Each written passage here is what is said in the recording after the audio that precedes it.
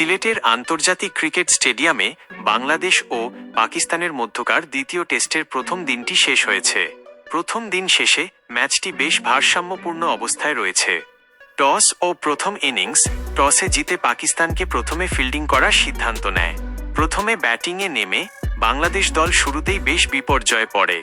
এক পর্যায়ে মাত্র ১১৬ রানে ৬ উইকেট হারিয়ে চরম ব্যাটিং বিপর্যয়ে পড়েছিল স্বাগতিকরা। লিটন দাসের অনবদ্য সেঞ্চুরি ও ঘুরে দাঁড়ানো সেই কঠিন পরিস্থিতি থেকে দলকে টেনে তোলেন wicket keeper batsman Liton Das. Lower order ব্যাটসম্যানদের বিশেষ করে তাইজুল ইসলামের সাথে ৬০ রানের জুটি সাথে নিয়ে তিনি একটি দুর্দান্ত প্রতিরোধ গড়ে তোলেন। লিটন দাস ১৫৯ বলে ১২৬ রানের একটি অসাধারণ ও ঝকঝকে ইনিংস খেলেন, যার মধ্যে ছিল ১৬টি ৪ ও ২টি ছক্কার মার।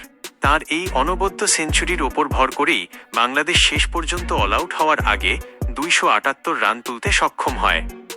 পাকিস্তানের বোলিং পারফরম্যান্স। পাকিস্তানের বোলারদের মধ্যে সবচেয়ে সফল ছিলেন খুররাম শাহজাদ। তিনি ৮১ রান দিয়ে ৪টি উইকেট শিকার করেন। এছাড়া অভিজ্ঞ পেসার মোহাম্মদ আব্বাস ৩টি এবং হাসান আলী ২টি উইকেট নেন। দিনের শেষ ভাগ ও পাকিস্তানের জবাব। প্রথম দিনের খেলা শেষ হওয়ার আগে নিজেদের প্রথম ইনিংসে ব্যাটিং করতে নামে পাকিস্তান। দিনের বাকি থাকা শেষ ৬ ওভার তারা বেশ দেখে শুনে পার করে দেয়। কোনো উইকেট না হারিয়ে ২১ রান তুলে প্রথম দিন শেষ করেছে তারা।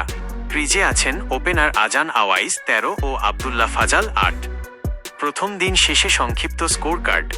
বাংলাদেশ প্রথম ইনিংস ২৭৮-এর ১০, ৭৭ ওভার। লিটন দাস ১২৬, নাজমুল হোসেন শান্ত ২৯, খুররাম শাহজাদ ৪-এর ৮১, মোহাম্মদ আব্বাস ৩-এর ৪৫। পাকিস্তান প্রথম ইনিংস ২১-এর ০, ৬ ওভার। আজান আওয়াইজ ১৩, আবদুল্লাহ ফাজাল ৮ তারা চিহ্ন। অবস্থা: পাকিস্তান এখনও ২৫৭ রানে পিছিয়ে রয়েছে এবং তাদের হাতে ১০টি উইকেটই অক্ষত আছে।